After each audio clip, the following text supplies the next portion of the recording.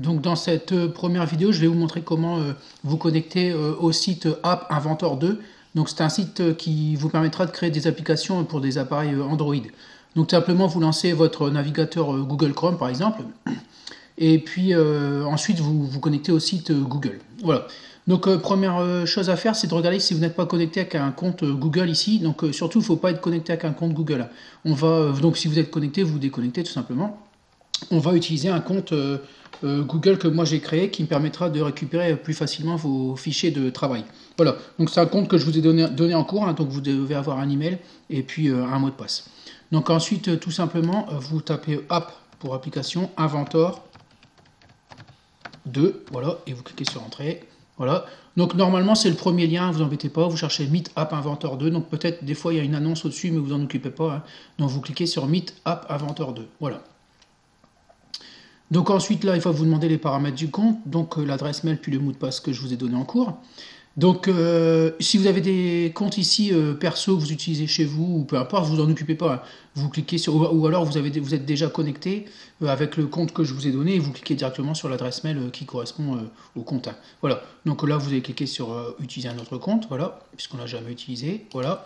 Et ensuite, vous tapez l'adresse mail que je vous ai donné en cours. Donc moi je vais prendre celui de troisième main, mais peu importe, hein, vous ça sera le même type d'adresse mail. Donc jules.ferry 3E1 ou 3E2, etc. en fonction de votre classe. Ensuite vous cliquez sur suivant, voilà. Vous tapez le mot de passe que je vous ai également donné en cours. Voilà, et vous cliquez sur suivant, voilà.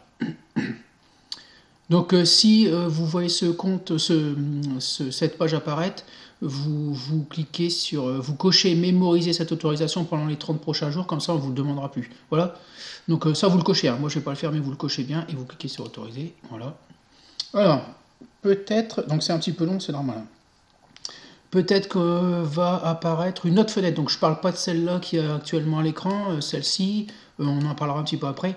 Peut-être que vous aurez le même type de fenêtre avec 3 choix possibles. Donc moi j'ai fait des copier-coller pour la récupérer, pour vous montrer.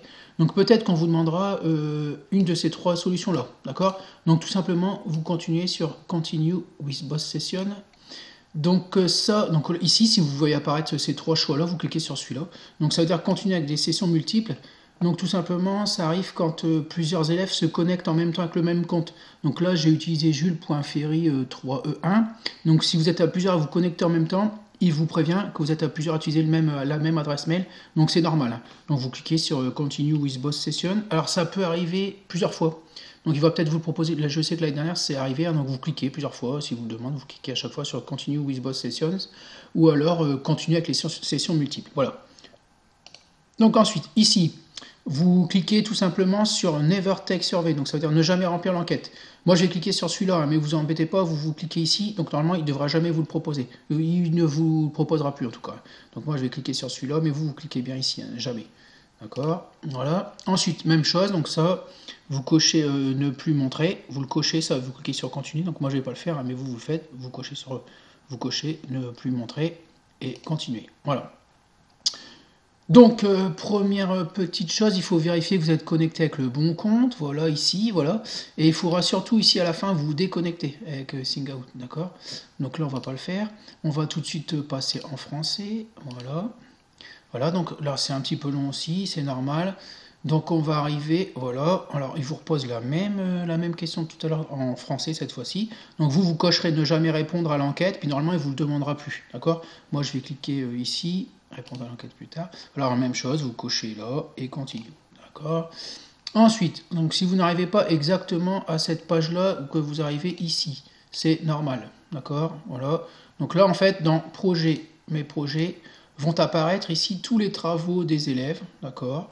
Alors c'est pour ça que moi j'utilise un compte Gmail, comme ça moi je peux les récupérer facilement, je peux les regarder facilement, hein. Donc ici vous aurez peut-être plusieurs choix possibles ici. Alors si c'est pas le vôtre, si c'est un fichier qui ne porte pas votre nom, vous cliquez pas dessus forcément puisque c'est pas votre travail. Donc là tout simplement vous cliquez sur Bluetooth, voilà, et normalement vous êtes arrivé au bon endroit. Voilà pour les premières manipulations à effectuer.